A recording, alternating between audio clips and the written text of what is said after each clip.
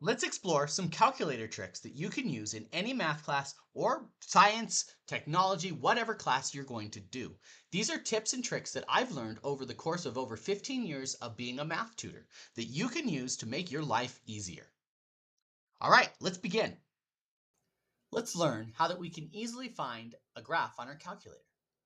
Let's start off with a nice easy one, 2x squared plus 1. So if I go to the y equals here, and we do 2x squared plus 1, and we hit graph, we see it. Now, when I say we see it, we're looking for certain things. You know, when you graph it, maybe you're looking for the vertex or you're looking for the zeros. I don't know. That's kind of up to you and the problem you're doing. But we can see what we're looking for. So this one's done. We didn't really have to deal with anything there. It's just simply good. So now that we have that, let's take a look at a little bit more complicated one of what's going on here. So first off, notice that this is in a certain zoom. It's in zoom standard. If you look at window, this gives you negative 10 to 10, negative 10 to 10, the x min, x max. It's one option you can do to look for things is to mess around with that window. But as you'll see, that's kind of a last resort. We don't really want to do that. So in this case, it worked because, that standard window is often the one we want. But let's say we have a more complicated equation. How about this one? We'll do 2x squared plus 20. Okay, so I'll go back to my y equals and I'll just do 2x squared plus 20. Now this is very similar, but when I hit the graph here, I'm not going to actually see anything. And that makes sense because, well, the y value needs to be bigger. And we could go through and manually change those, but I try not to do that. Instead, I'm going to go to the zoom command.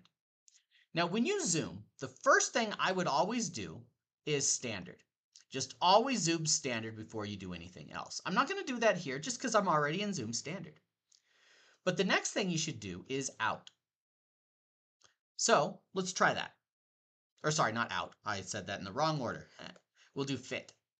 Zoom fit is what we want. So if I come down here, zoom standard is number 6. And note that you can just type the number so you don't have to keep going down here. But zoom fit is number 0. When I hit zoom fit, now in this case, it goes ahead and finds it for me. So I'd say we can see what we need. So zoom fit worked in this case. So let's try another one. Let's see what else we can find.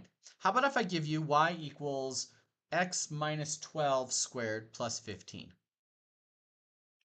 So I go my y equals, let's type that in. I'll hit clear. We have x minus 12 squared and then plus 15. Hit the graph. And we don't really see, I don't know what's going on. So let's go ahead and zoom standard. Like I said before, the first thing you should do is zoom standard. Unfortunately, that didn't really work. So now we'll do zoom fit. And as we saw before, that's just option 0. So now we have a nice, decent graph. But, we don't quite see that vertex. We're not quite there. So I'm going to do next is zoom out. So that's my third option is zoom out. So out is number 3. We can see that there. So zoom out number 3. And then when you zoom out, you have to hit enter again. And now we can see the vertex. Although I would say we kind of zoomed out too far. We kind of don't really want to see that. We might want to. This is depending on what you want to do here. But you might want to also zoom in. So out or in. So I'm going to go to zoom in, enter. And here it asks you to press enter again. However, unlike zoom out, zoom in really matters where you go because it's going to zoom in no matter where you move. So I'm going to come over here and say, that vertex is really one I want to take a closer look at. So I'm just going to move the mouse over so that it gets down to the vertex. A little bit closer, right? We just move it down so that it's somewhat close. Sorry, it takes a little while to hit enough here. I'd say that's good enough there. You want it fairly close. The closer the better. And then just hit enter. And now we can really clearly see that vertex. So this one we have found by doing my method of standard, fit, then zoom out, and then zoom in. Okay, let's take a look at another example. How about we have, let's do y equals the square root of x minus, plus 1, minus the square root of 2x plus 6 plus 1.5. That is pretty nasty. Let's see if we can find that graph. So I'll start off by typing it in. So we have the square root of x plus 1, and then minus the square root of 2x plus 6, and then I'm going to add 1.5. So I'm going to start off, because I know I've changed my graph, I'm just going to zoom standard number 6 to start with. And I don't expect to really see much. I see a little dash. I don't really know what's going on there, but I don't care. I'm going to go to zoom fit. I should point out that when you go to zoom fit, what it does is it changes the y value. It will not change the x value ever. It will just change the y to see what you're looking at.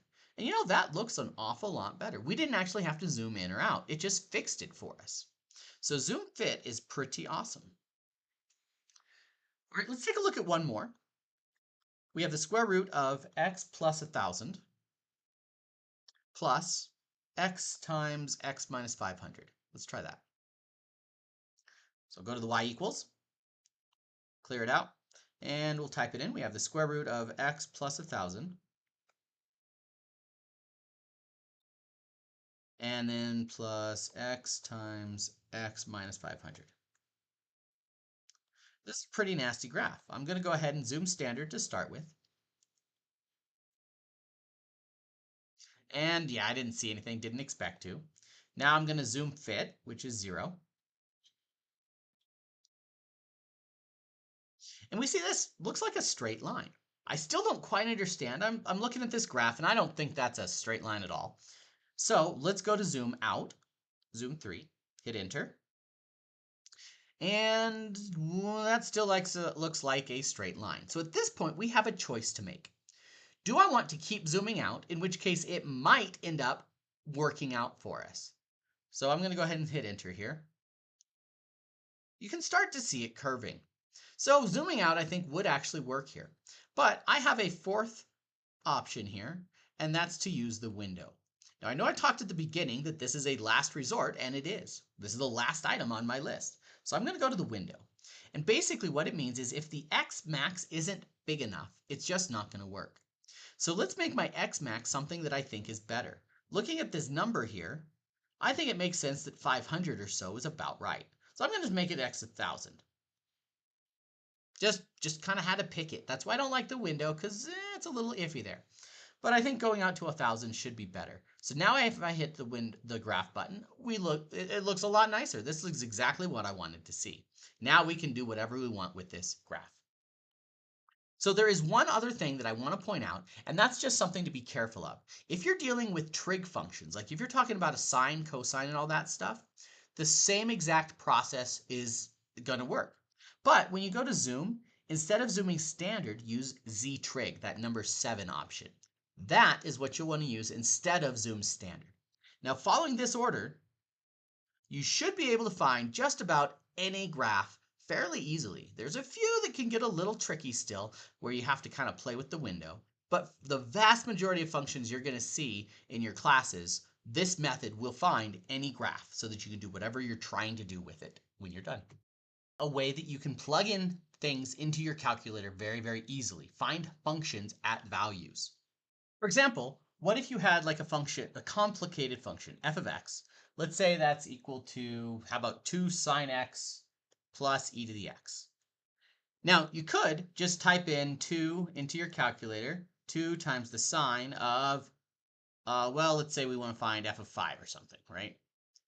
You could do 2 times the sine of 5 plus e to the 5th. And this works great. You get an answer, right? That gives me 146.5-ish, right? But that's going to get complicated if then you need to find, what about f of 20? We got to replug it all in, and it's kind of nasty. So I don't like doing this, because if you have to do multiple values for that function, well, you're going to have to just repeat a lot of work. So what I'm going to do is I'm actually going to use the graph. So I'm going to go to the graph here, and the y equals here, and I'm going to plug in my 2 sine of x plus e to the x. The nice thing about doing it this way is I only have to do it one time. I'm never going to have to type that again. So I hit my graph. Now at this point, I have a couple of choices. Now, one option is to just hit the trace button. So I just hit trace and then say 5. So when I hit trace 5, enter, well, I get that same 146.5. Great. Okay, how about 20? If I type in 20, oof, that's not going to work. So that's the downside of this, is that you have to actually see it on the graph. So I'm going to hit 2 and say go to. And the problem is that over here, I see only up to 10 on my graph. So to fix that, just hit the window and make sure that 20 is within your range. So I'm going to make my X max 25. So when I go in to the graph now, it's going to redraw it. And now I should be able to go to the 20. So once it's done graphing, you can tell from the little bar on the top right, hit trace and then 20. And there you go. We have it at 48. Whoa, that's a big number. I don't want to write it, right? Some nasty big number there. But we can now do it. Now, I do want to point out that there's another option on here. If you hit the second and then the trace button, the calculate, there's a value option, number 1. Why not just use that one? Now, I'm going to be honest here. I have no idea. I have never found a use for this on my calculator. If anybody knows the use for this, let me know, because I'm curious. But it really does the exact same thing as just hitting trace. So as far as I can tell, there's really no reason to do that. So never use value. It just has no value. Haha. All right, so that's one way we can do this. Now, you may have noticed a downside to this, though, and this is why I actually probably don't do this that often. Sometimes I do it this way. But the problem is you have to wait for the graph, to go, right? And that takes time. So another method that you could do is if you go to second quit here, instead of plugging it into the y equals, I'm just going to type it here. So I'm going to say 2 sine of, and I'm going to use just x, plus e to the x, right? Same thing, I just didn't plug it into the y equals. Hit enter, and now it gave me 146. Wait, how did that happen? That happened because when I go to my graph, I changed x. If I were to trace at some other value, see x here?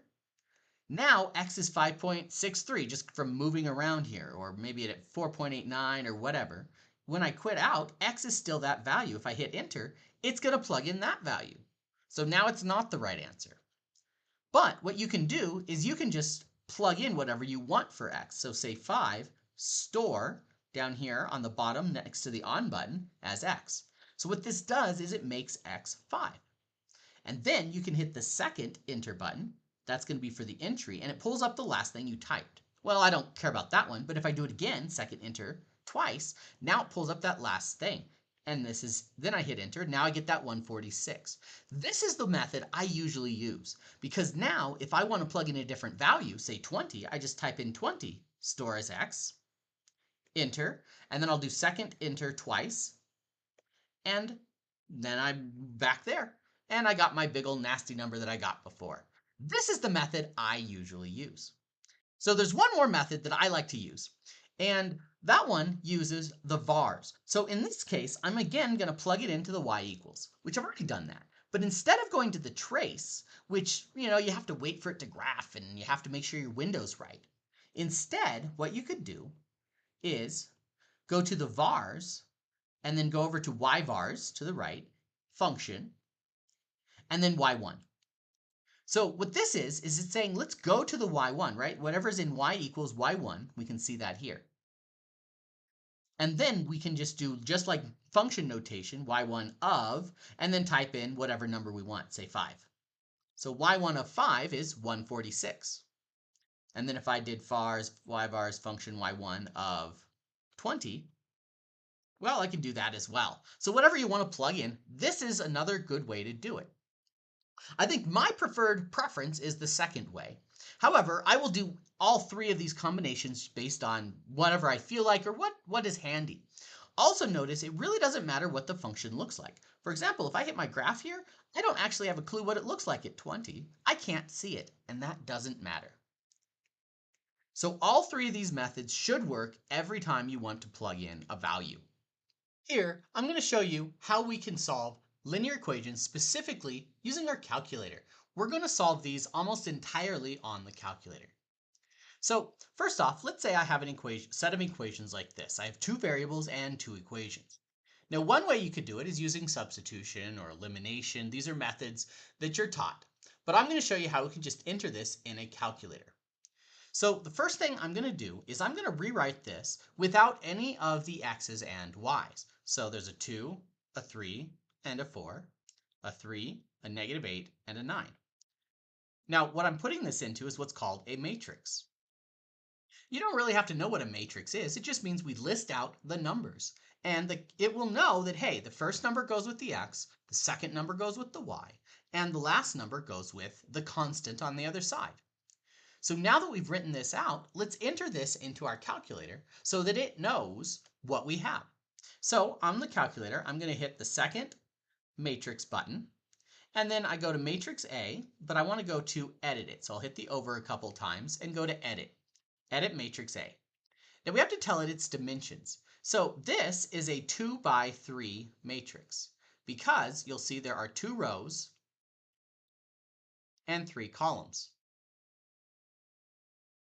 And so that's how many entries we have. There's 6 entries. So we'll type in 2, enter 3 in the calculator. And now we just type in what we have. So 2, 3, 4. So I'll type 2, enter 3, enter 4. It automatically goes to the next spot. And then 3, enter, -8, enter, and 9, enter. So now we have the matrix plugged into our calculator. And now we have 2 choices actually on how we can solve this. So what I'm going to do is go back to quit. So I hit second, quit, and go back to the home screen. And I'm going to go to second matrix. But this time, instead of editing it, I'm going to do some math. Now, there's a whole lot of things on here that if you end up taking linear algebra, you'll learn what most of these are. However, we really don't care. Right now, we're just looking at how to solve some equations. So if I go down to what's called RREF, it stands for Reduced Row Echelon Form. You don't need to worry about what that means, but if we hit enter there, it asks what matrix. So we'll go back to second matrix, and then this time just go to the name A, hit enter. Doesn't matter if we end the close parentheses or not. Hit enter, and it gives us an equivalent system. So this tells me that we have 102.3601 -0.24. Now, every time we do this, this first half will always be the same. You can just ignore that. It doesn't matter. What really matters is the last portion, which is this part. So it tells me that x is 2.36. It's the first number, is the first one in this equation here, and y is -0.24. So this, I think, is one of the easiest ways that you can solve a system of equations. There is one more way that I can show you. However, if you liked this way, there's no reason to do the second one. But I think it's good to see them both and then just choose which one you like. They're both basically the same thing. Here, we're going to do the same exact solution, and I've just kind of written up at the top our answer to the previous one to make sure we get the same answer. So what I'm going to do in this case is actually make 2 matrices. So instead of last time I put a 2 by 3 matrix, this time I'm just going to do the 2, 3, 3, -8, and then I'm going to do 4, 9 by itself. So I'm going to set this to be my A matrix, and I'm going to set this one to be my B matrix in the calculator. So to do that, I go to the matrix, second matrix, just like we did before. I'm going to go to edit, and then I'm going to go to matrix A, so enter. And A in this case is a 2 by 2 matrix because there's only 2 columns. And we enter the 2, 3, oh, they're already there just because we entered it last time. So now I quit and go to the second matrix again. This time I'm going to go down to matrix B. Well, actually I have to go to edit first and then to B. Now this one is a 2 by 1 matrix. And you can see it's the right shape. There's just 2 entries, 4 and 9. So I'll quit that. And now what we need to do is actually do A inverse B. Now, the reason why we do this is a linear algebra thing again, but you don't need to worry about what that means necessarily if you're in early algebra. So what I'm just going to do is I'm going to go back to matrix A, inverse. I'm just going to hit this to the -1 button and enter. That's A inverse, but I can just multiply now by matrix B. So A inverse times B is 2.36 and -0.24. So you can see we actually got the same answer. It still means the same thing. X is that one and Y is that one. So now we can solve linear equations very easily on our calculator. Now, to show you the power of this, let me give you one more example.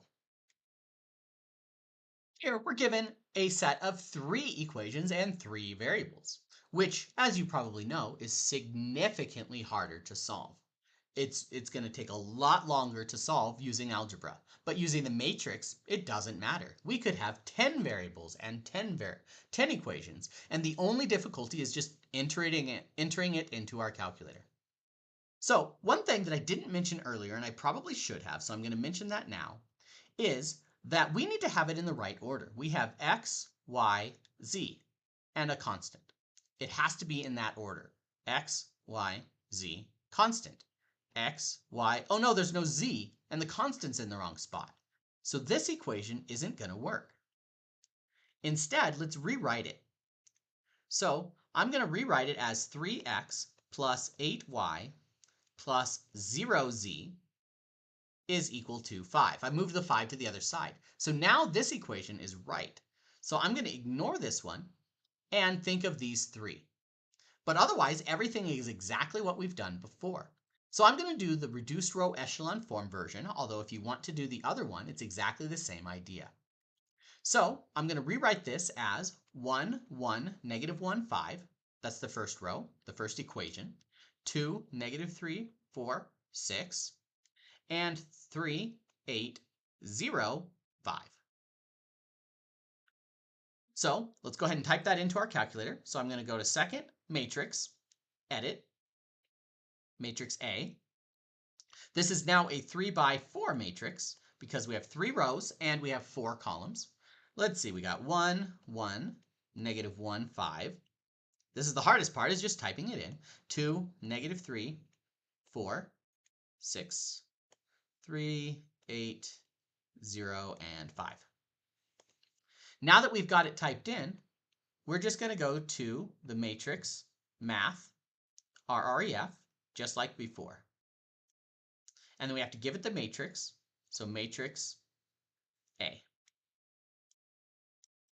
So that tells us that x is 4.51, y is negative 1.07, and z is negative 1.55. 56, whatever. And so that was it. We're done.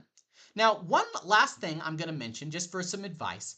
A lot of teachers want you to enter this in exact form. Unfortunately, that's not what we have, right?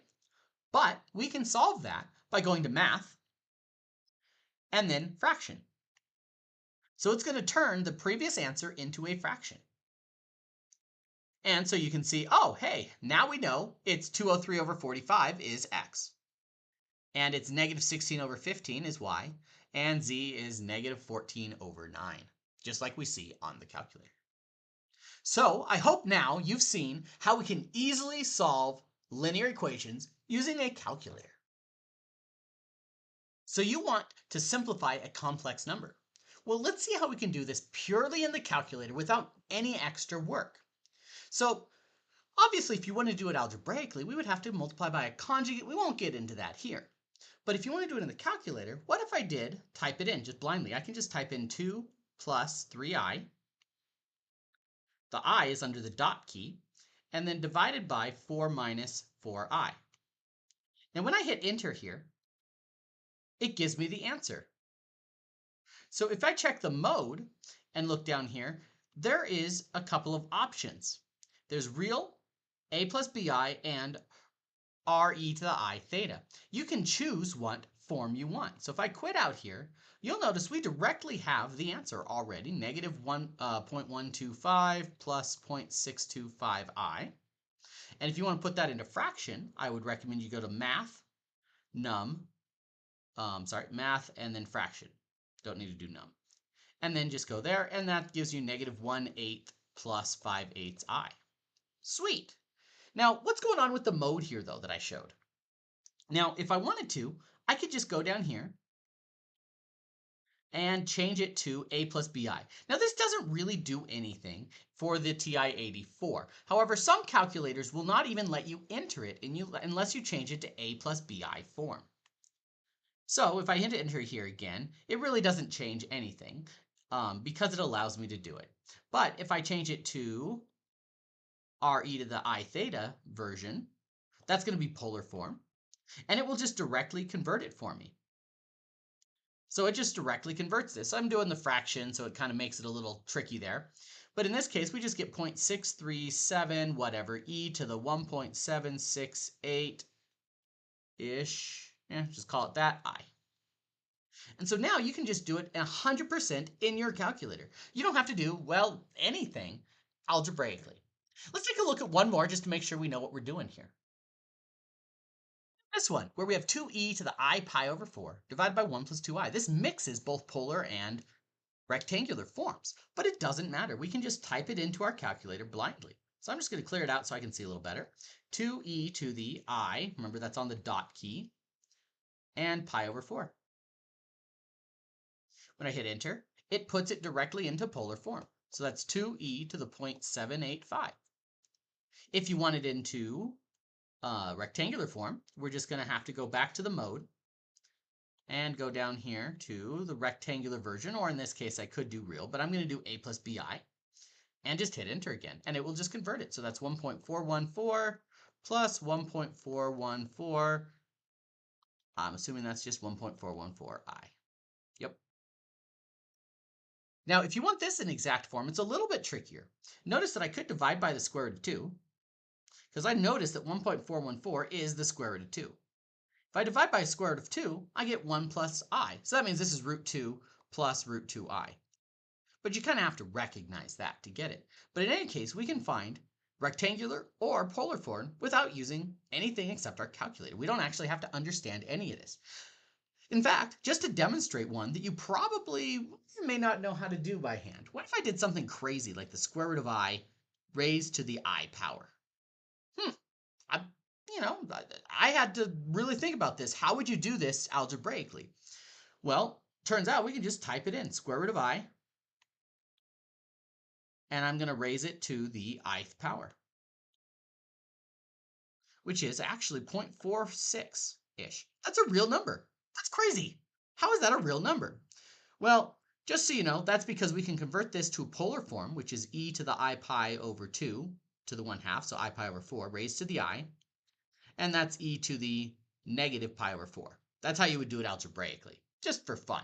You don't really have to know that if you're looking into this for just a calculator, but that's why it's a real number, because i's cancel out.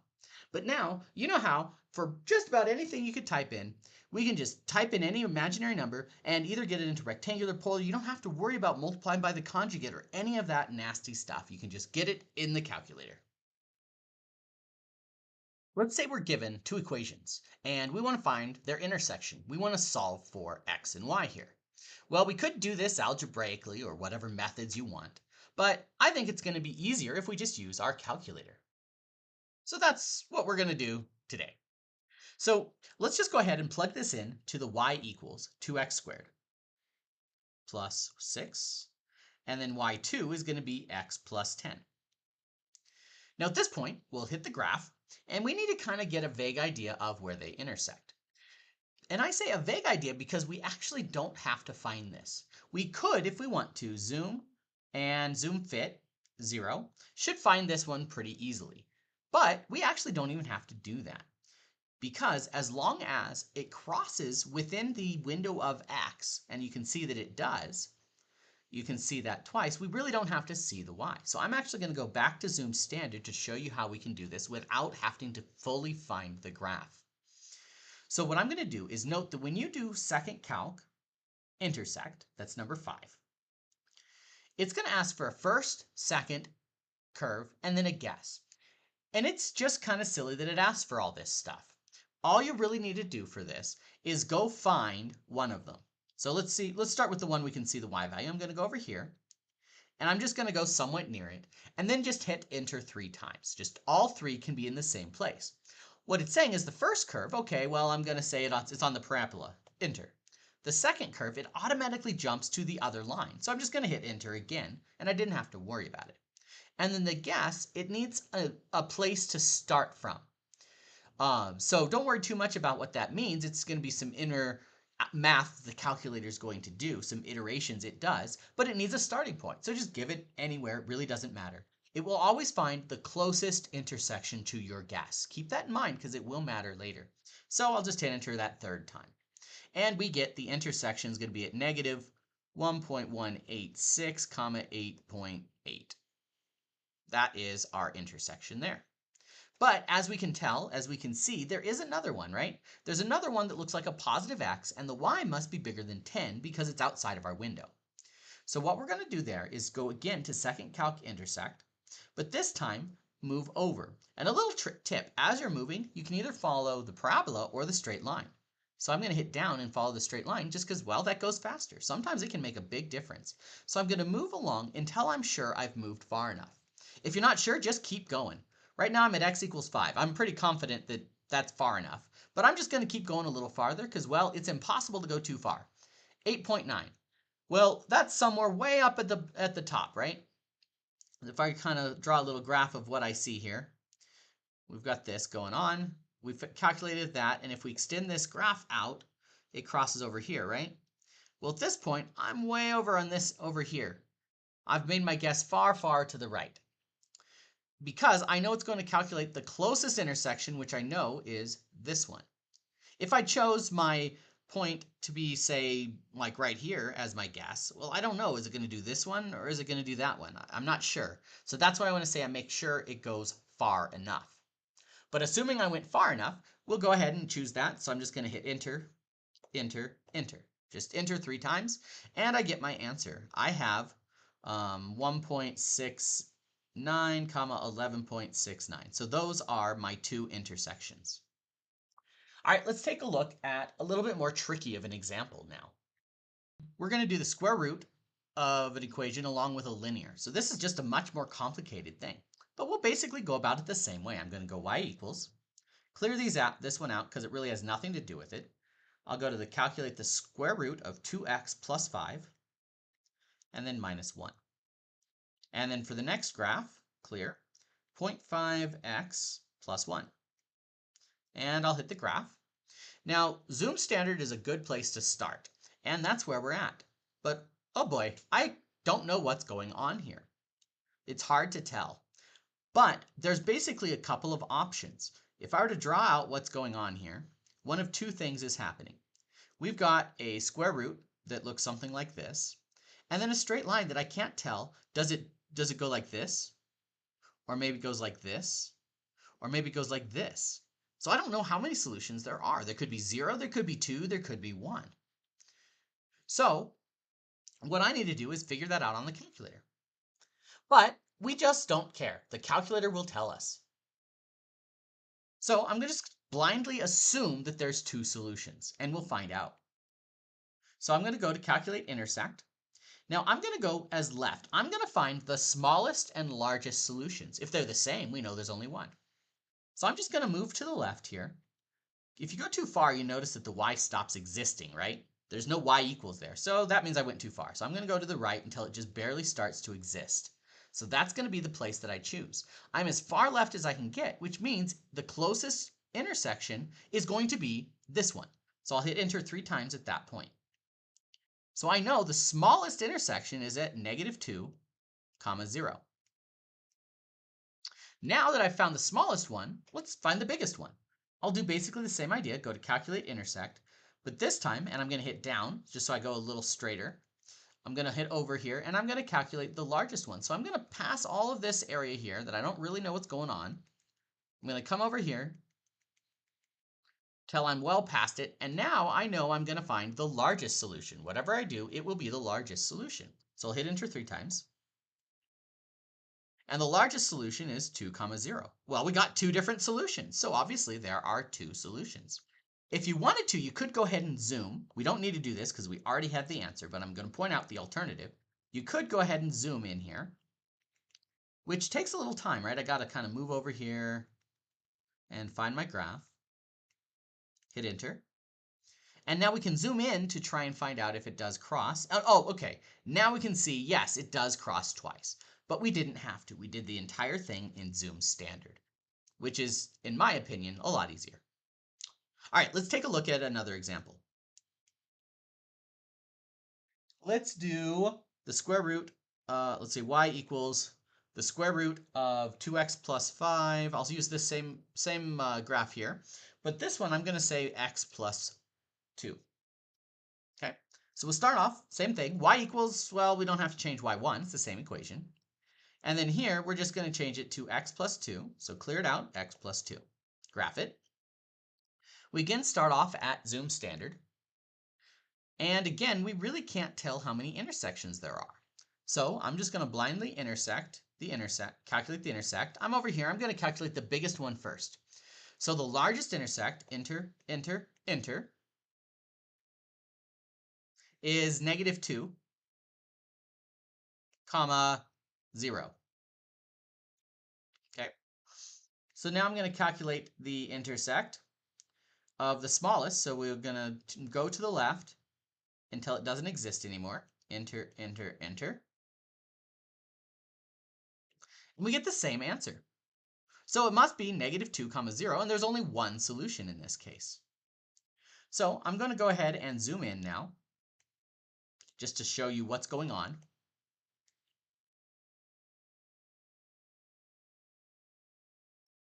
And so it does, but this time it just touches. Now this is something that's a little dangerous, because sometimes if it just touches, it will give you no solution. So let's do one where it has no solution here. Let's just change this to be a +3, just to show you a little bit of a something to be careful of. So this clearly has no intersection, right? You can't see it intersect. It's never going to. If I calculate the intersect, the calculator would tell you it doesn't intersect. No sign change. That's the calculator's way of saying it doesn't cross. There is no solution. Now, when I go to this x plus 2 graph that we had originally, that it just barely touches. It just kind of skims right over the graph. You have to be careful because sometimes, and it's hard to tell when, if anybody can tell a predictable way of making the calculator, of knowing when it's going to do it, let me know. But when you calculate the intersect of this, sometimes it'll tell you there's no solution. Enter. We'll see what happens here. No sign change. But wait, just a minute ago it gave us a solution of -2, 0. So that is a word of caution, that if it gives you no sign change, you might want to zoom in and just check and make sure that's true. Because if it just touches, sometimes, but not always, it will give it to you, as we demonstrated here. I found a solution one time, and then I went back to the same thing, and it didn't give me a solution. I don't know why. I just know that happens sometimes. So that's a word of caution. All right, now I've got one more bonus problem that we should do that is a little different. Say we're given an equation, y equals x squared minus 2x minus 2, for example. And we're asked to find the zeros, meaning where does it cross the x-axis? Now we have a couple of options we could do. So we could go ahead and do the y equals just like we did before, right? Go in here, x squared minus 2x minus 2. And clear that out. And we better zoom standard, right? Whenever you zoom around like I did earlier, it means you want to zoom standard. I do a lot of zoom standard. And now I can see the crosses, where it crosses that. Now, I say this because this is not how you should do it. I would never recommend doing it this way, but this is kind of what most people do, and that's using the 0 command. When you do the 0 command, it asks you for a left bound, right bound, and intersect. It's very similar to looking for a max or min, if you've seen my video on that. But I do left bound, I do right bound, and the guess doesn't matter, and it gives me a 0 at -0.73, 0. That's great. It is correct. No problem there. However, that is the hard way. Instead of using the 0 command, why don't we do an intersection with 0? So I'm going to go to y2 and hit 0, and then I'm just going to calculate the intersect number 5. The reason it's easier is I don't have to worry about finding the left and right bound. I just hit enter 3 times. And it's just easier. It gives me the same answer, but it's easier. And then I can find the other one by hitting down so that I can move a little faster along the straight line. Go over here, near that, enter 3 times. You don't have to worry about left, right, and guess. So now we know how to find the intersection and zeros of graphs without having to do it by hand. There's a very nifty function on the calculator that's the store function. that very few people utilize to its full potential. Now, I've done a video on this before, where say if I have y equals, say, 2x squared plus 6, and we want to find f of 2, one way of doing it is just taking 2 and storing as x. You just hit this store button and say as x, hit enter, and then you can do 2x squared plus 6. And it plugs it in. So now x is 2, and we just plug it in. It's the same thing you would get if you did it by hand. But it turns out this store function actually has a whole lot more to it. You don't have to just store it as x. Now, what do I mean by that? Well, let's take a look at an example. When I took chemistry, I remember there being something called Avogadro's number, which is like 6.023 times 10 to the 23rd. And that's a nasty number that you just have to memorize when you're taking chemistry. Well, you don't actually have to memorize. I never did. What I did was I typed into my calculator 6.023 times 10 to the 23rd, enter, and I hit store as A, which is under alpha A, alpha math, enter. So now every time on my calculator I type in A, that's Avogadro's number. So I can later on, I can do whatever, say I'm doing some other gunk here, who cares what I do. But at any point, if I need to use Avogadro's number, I just type alpha A. And boom, there it is. And it stays, right? If I clear out my calculator, turn it off, turn it back on, go to the y equals, do whatever, right? I can do all sorts of stuff, and a month later, A is still A.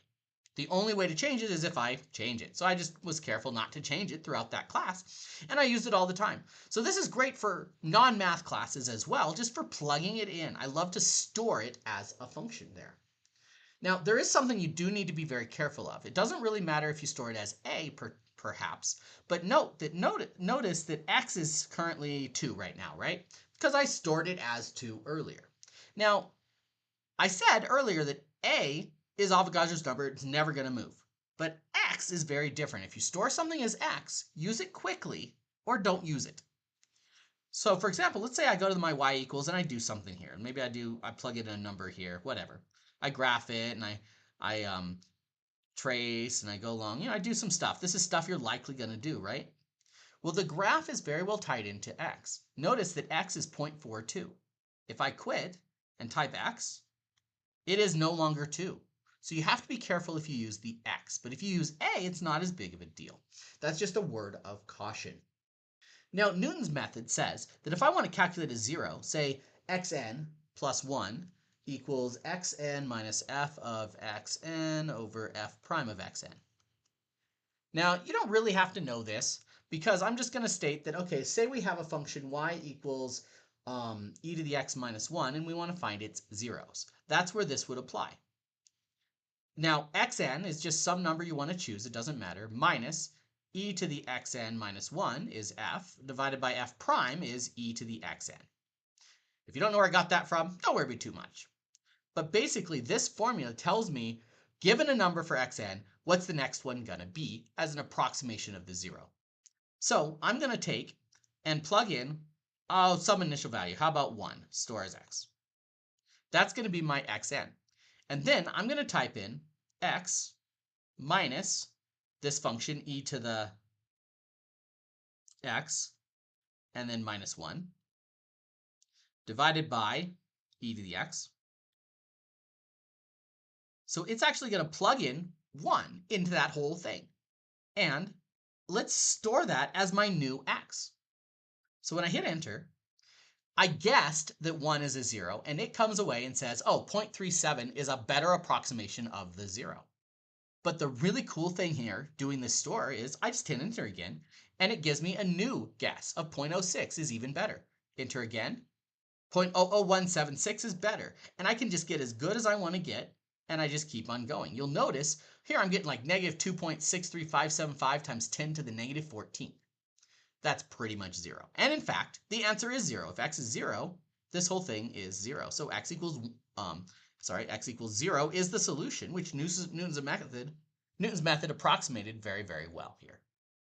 So To summarize, this store function is very nice for constants, like Avogadro's number. You can just plug it in and store it and just forget about it, and then you just plug it in when you want it. It's also very, very useful for values you want to remember. Kind of like Avogadro's number, but anything you want to write down, we'll just store it in the calculator instead. It works. It's also great for intermediate calculations.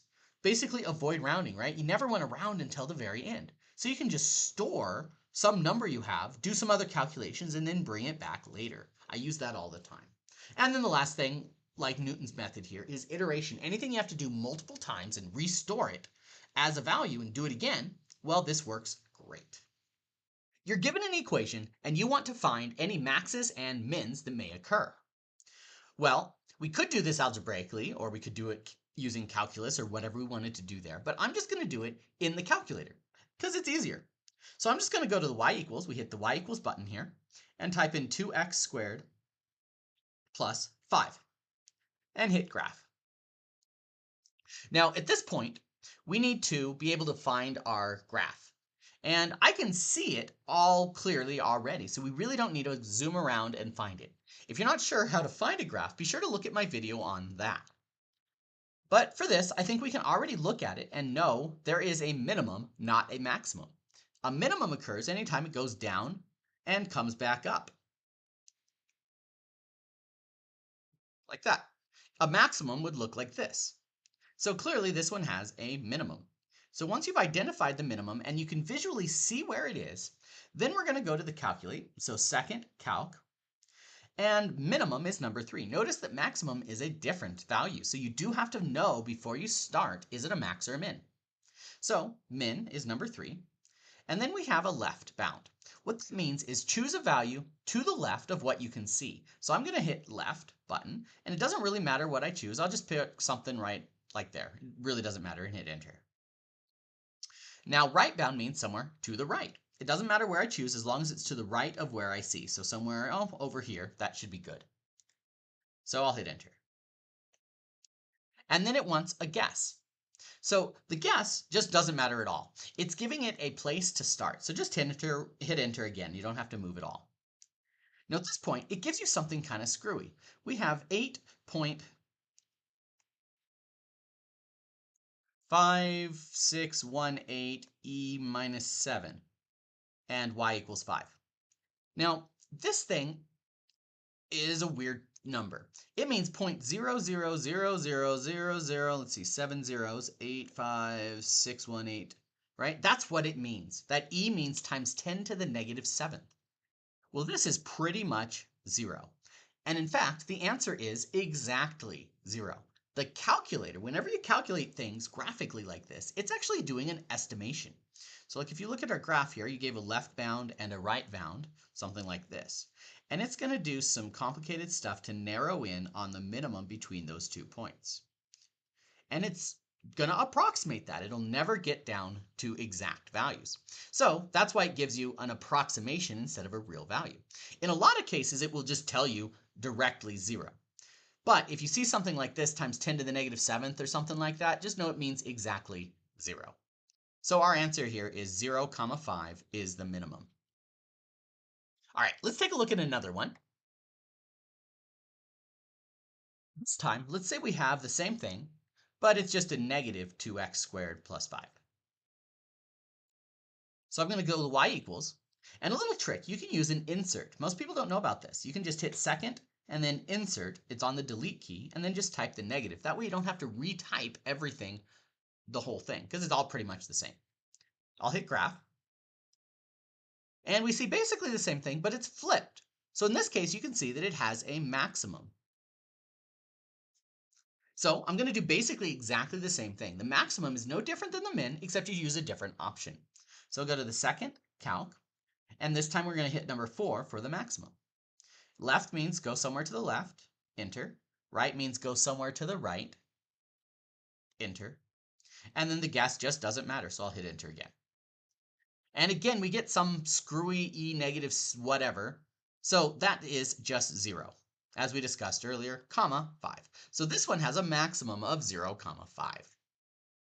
All right, let's take a look at another one. A little more tricky this time. Let's do y equals 100 x cubed plus 9x squared minus x plus 1. That's quite a bit more complicated, right? To do this algebraically would be very difficult. However, on the graph, it should be just pretty much the same as the last problem we did. I'll hit clear because these graphs are nothing to do with each other. So I'll type 100x to the third plus 9x squared minus x plus 1. And then hit my graph. Now, I don't know what's going on with that. That is too hard to tell. It kind of looks like there is no max or min, right? But we better make sure. So in this case, what I'm going to do is zoom in, because it looks like something funny could be happening in the middle there. I just can't really tell. So I'm going to zoom in on this area I really can't see and hit enter. And now I can start to see, oh, there is a minimum. So I'm going to zoom in again. So I'm going to move down here, make sure that I choose a point that's right in the middle there, and hit enter. Now I can start to clearly see that there is a maximum and there's also a minimum. So the maximum we'll find first. So I'll go to second calc, max, just like we did before, number 4. And I need to go to the left of the maximum for the left bound, and then to the right. Now be careful here. If you go too far, you can actually mess it up. If I come over here past this other minimum, funny things happen. Don't do that. I went too far. So for the right bound, make sure that you go right, but don't go past the other minimum. So when I hit enter here, it's that, and then guess again doesn't matter, so I'll just hit enter again. So this one gives me negative 0.095065. Now that's not an e-4, that's just kind of a nasty number. And y is 1.090486, whatever. But that's our max. If I want to know my minimum, well, I'll just do the same thing. I'm going to calculate the minimum between the left bound. So looking at my min, I go left of the min, but to the right of the max. Enter. And I come over here to the right here, right bound. Enter again. And it gives me 0.035, 0.98. Not very consistent on my rounding, but you get the picture. We have this value for the min, and we have this value for the max. And we did it entirely on our calculator. Let's talk about the regression function on your calculator. The regression function is really nice for determining the best fit of a line. For example, let's say I give you some points like x and y.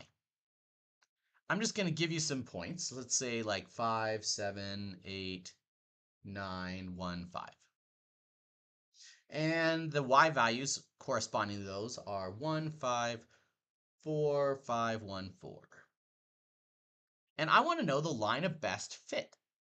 Well, what I can do is I can go to my stat, edit, and type these in. So this is going to be L1 is x and L2 is y. So I'll just type those in, 5, 7, 8, 9, 1, 5. Enter between. And then I'm going to go over to L2 is y. So that's going to be 1, 5, 4, 5, 1, 4. Make sure that they line up. Often when you're typing them in, I'll make a mistake and I'll do something like this, and the two lines aren't the same. The number of items in L1 is different than the number of items in L2, and that's a problem. So just make sure that you double check that this is correct. Once you have it correct, you can quit and then go to Stat, Calculate, and then let's do a linear regression. So that linear regression here, I'm going to hit Enter. Now, this is where some calculators are a little bit different. In all cases, just hit enter until you have your answer, and it should work out. So I'm just going to hit enter a few times. In this calculator, it just scrolls down. I actually find this annoying. I like the 83 better because you only have to enter once. But in either case, you just hit enter a bunch, and it gives you your answer. So in this case, we have a function. We have y equals 0.52x plus 0.28. And that's the linear regression. Basically what's going on, I don't want to plot all these points exactly, but basically you have a bunch of points, whatever they are, and we just found the line that best goes through them. Now, This is missing a very important detail, and that's the correlation coefficient. Some calculators will by default show them and some will not. So if it doesn't show it, like mine, I have mine purposefully set to not show it so that I can demonstrate the problem. If yours is like mine, that it doesn't show it, what you want to do is go to the second catalog. It's under the 0 key, and scroll down until you see diagnostics on. So it's in alphabetical order, so I'll just keep going to DI. There we go, there's off, there's on. We want to turn on diagnostics. The reason why is it gives you a much, much better situation. So I'm going to go back and do my linear regression here, and it gives me the same answer. But now you'll notice it has R. Specifically, R squared is what really matters. R squared is 0.64. What that means is if this number is close to 1, that means we have a tight regression. So for example, like if we had these black regressions I have here, that's probably about right. It's not very good. But if I had some dots like this, that's a lot better, right? This line really fits with those red dots. That would be more like an R squared equals 0.99 or something like that. So that R value tells you how close your data fits to the line you chose, which really, really matters. I highly recommend you turn on that diagnostics and have that there. So having said that, let's go on to another example. Let's say we only have 2 points. Like for example, in algebra, you might just be given, okay, here's a point 1 comma 3 and another point 2 comma 5. And you want to find the equation of the line that goes through them. Great. You could do this using point slope form, slope intercept, whatever you want to do there. Or we can actually just use this as a regression on our calculator. I'm going to put the x's here, 1 and 2, and the y's here, and treat it exactly the same as I did before. So I'll go to the stat, edit, and then notice that I have a bunch of values I need to clear out. You could just hit the delete key one at a time and delete them, but that takes time. So I recommend you actually, if you have stuff in there like I do, hit up so that you're highlighting L1, and then anything you do will apply to the entire list. So if I hit clear, don't hit delete by the way, and enter, then it clears it out. Now I just go over to L2, hit clear, and enter, and I'm ready to go. So I'll go back here to 1, 2, and then 3, 5. And from there, it's the same. I'll quit, go to stat, calc. We want a linear regression number 4. Just enter a bunch. Don't worry about the rest of this stuff. And there we go. You'll notice we have y equals a, where a is 2x, plus b, where b is 1. Also notice that r squared is equal to 1. If r squared is equal to 1, that means this is a perfect fit. These points fit exactly to this equation, which is great. All right, let's take a look at another example of where I think this is very useful. Here we have a table that shows us a bunch of different values for x and y, and we were not told what we have. Is this quadratic? Is it linear? Is it cubic, quartic, quintic? We don't know, but we're asked to figure it out. Now, in the algebra classes that I've taught, you often are taught that you should find the difference between so that you can determine what type it is. And I find that that is just horrifically difficult. Instead, let's just ask the calculator to tell us. So what I'm going to do is basically the same thing you would expect. I'm going to go stat, edit. Now, since these lists are shorter, I don't need to clear it out. I'm just going to do -1, 0, 1, 2, 3. And then up here, I'll do 0, -1, -10, -9, and 20. Hopefully I typed all that right. And then we'll go back, go to the stat, calc. Now in this case, I've only shown linear regression so far. But we can also do a quadratic, that's an x squared, or a cubic, that's a cubed, or a quartic, that's going to be a 4th power. And so what I'm going to recommend is just choose the highest power. When you're given a problem like this, just choose a quartic. If they don't tell you what type, just choose the highest power possible. If they tell you what type, you better choose what they said, because what I'm saying here only works if these numbers are perfect, if r is equal to 1. So I'm going to go to quartic, and then just go down, enter a bunch, whatever you need to do there. And here we go. So we get y equals a, which is 0, so I'm not even going to bother writing it, and plus b, which is 3x cubed, plus, so minus 4x squared minus 8x minus 1. So that's our answer. If we scroll down here, you'll also notice that r squared is equal to 1, meaning it fits it exactly.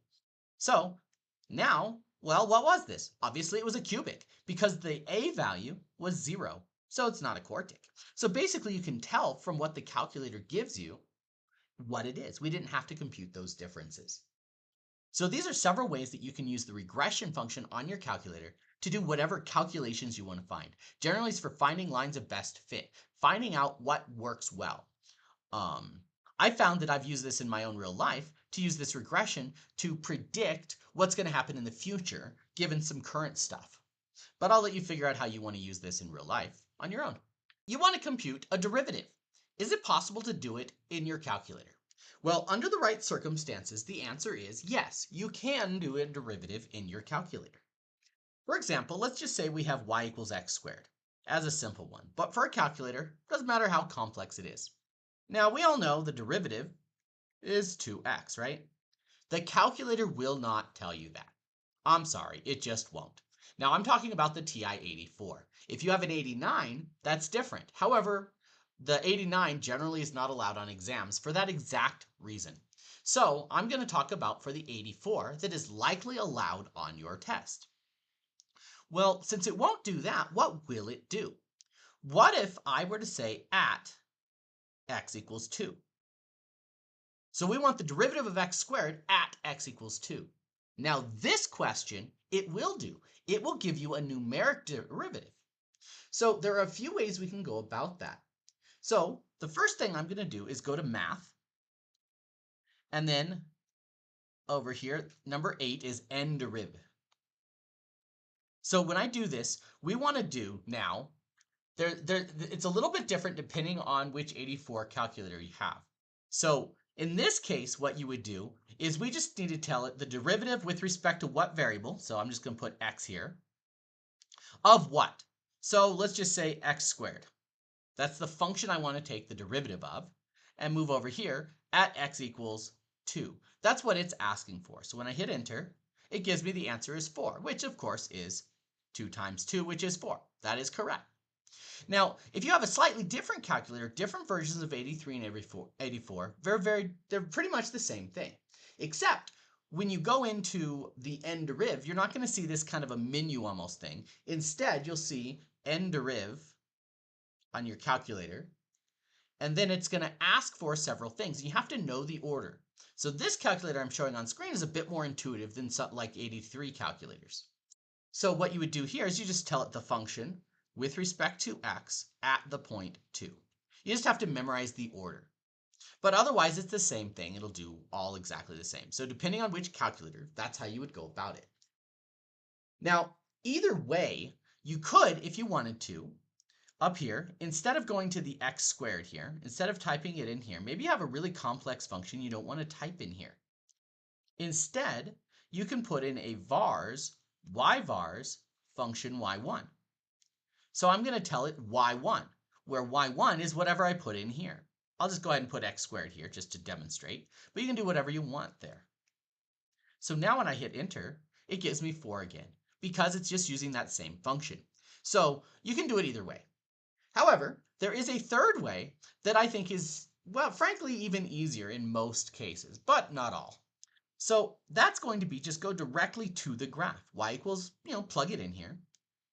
Go to the graph, make sure you can see the graph at x equals 2.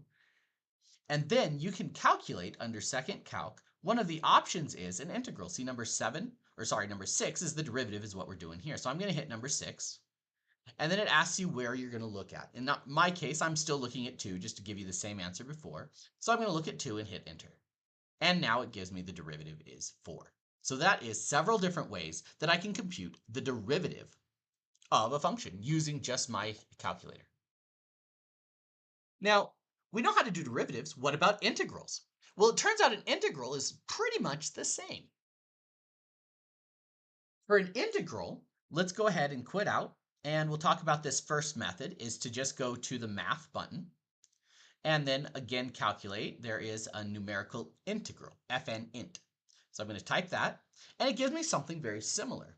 So notice again, it will not actually compute an integral. Like if I give you y equals x squared, we know the integral let's just write it as the integral of x squared dx, we know that's x cubed over 3. And again, this will not do that. The calculator will not give you that answer unless you have a more advanced calculator like the 89. But knowing that, we can get information because if I were to say, instead of the integral being x cubed over 3, what if I want the integral of x squared from, say, 0 to 1? That the calculator will do. And as you might guess, I'm just going to type the integral from 0 to 1 of, we'll type in my function here, x squared, and we tell it with respect to x. So that tells me the answer is 1/3. Now, just like before, if you want to plug in the y1 instead of x squared, that works just fine. And also, if you wanted to go to the graph and calculate the integral, that's number 7, you'll just go lower limit is 0, enter, upper limit is 1, enter, and it gives you the answer is still 1/3. The reason I really like this is if you take a look, it shades it. It's not really shown here. Let me go ahead and zoom in a little bit just so we can see this just a little bit better. And it doesn't highlight it anymore, so let me go ahead and calculate that integral again from 0 to 1 as before, and it highlights it. I really like that because it shows what the actual value is, because remember, an integral is just the area under a curve. So now we know how to take derivatives and integrals of functions on our calculator.